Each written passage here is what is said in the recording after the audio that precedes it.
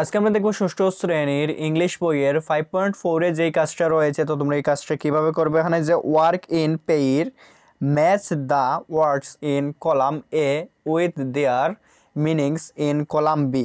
তো এখানে যে জোড়ায় কলাম এ এর শব্দগুলোর সাথে কলাম বি এর অর্থের মিল করো। এখানে যে কলাম এ দেখতে পাচ্ছ, তারপর কলাম বি, এখানে যে অর্থের মিল করার কথা বলা হয়েছে। তো তোমরা কিভাবে অর্থের মিল করবে, চাইলে তোমরা এইভাবে এটা মিল করে নিতে পারো। এখানে যে দেখতেই পাচ্ছ কলাম এতে রয়েছে কনসিস্ট অফ, এখানে যে to be made up of things or people. তারপর এখানে যে 2 নাম্বার দেখতে পাচ্ছ হাউস হোল্ড চরেস, এটার সাথে তোমরা the daily work that is done to keep the house clean and proper.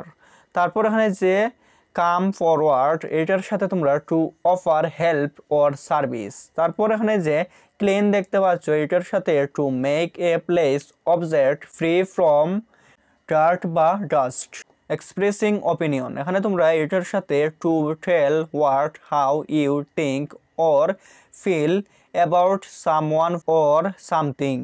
তারপর এখানে যে দেখতে পাচ্ছ অ্যাপারসিট, অ্যাপারসিটের সাথে to recognised how good someone or something is and অথবা অর টু ভ্যালু সামথিং। তো তোমরা এইটা এইভাবে মিলিয়ে নিতে পারো।